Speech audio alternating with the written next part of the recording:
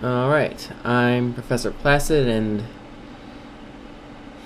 with the latest Jurassic World teaser coming out, or trailer, I decided I'd give my opinions on the movie, which is that it's looking a lot like Jurassic Park 3. And I suppose before I go into why that, I was kind of iffy with the first trailer simply because they didn't necessarily seem like they followed the first movie as closely as I had. And I should state I am a huge fan of the first movie. The biggest thing is that they were talking about, from the first trailer I saw, about how they were making the first genetically modified dinosaur.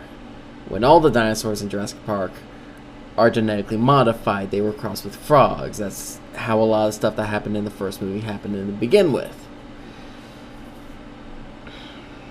But to get to the most recent trailer that came out, and why it's seeming like Jurassic Park 3, there's two main things that came up. The first is the dinosaurs communicating with each other.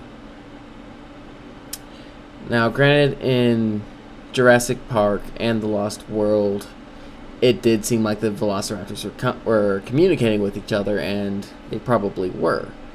The difference is that they were communicating on a level that most animals would communicate. When you got into Jurassic Park 3, they started trying to give them human-level communication that could be replicated with the little voice thing. I don't remember what they called it.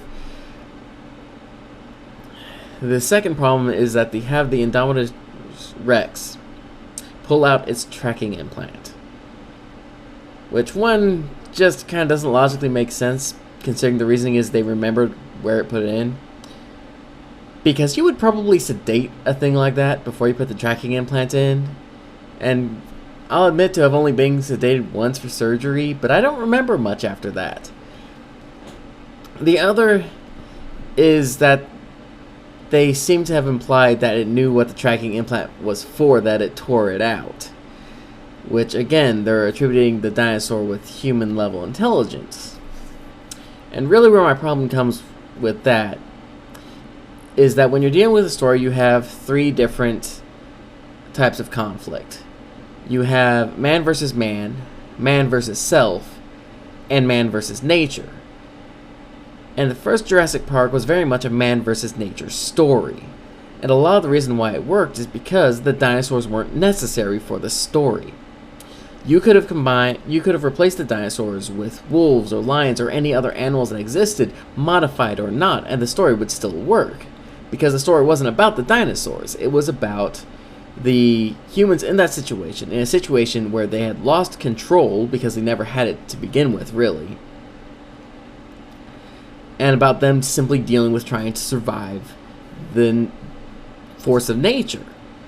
That's what the dinosaurs represented in the movie. In much ways, in a zombie movie, the zombies don't represent a constant threat. The threat of the movie isn't the zombies, but rather the other people. The zombies simply represent a global change.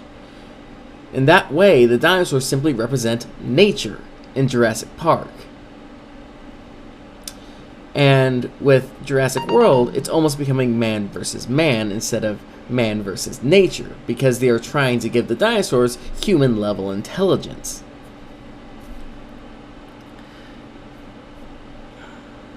And that's really where I am with this right now.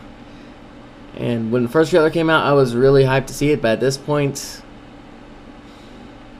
I'll probably go see it, but I'm not expecting a good movie anymore. This is Professor Placid, signing off.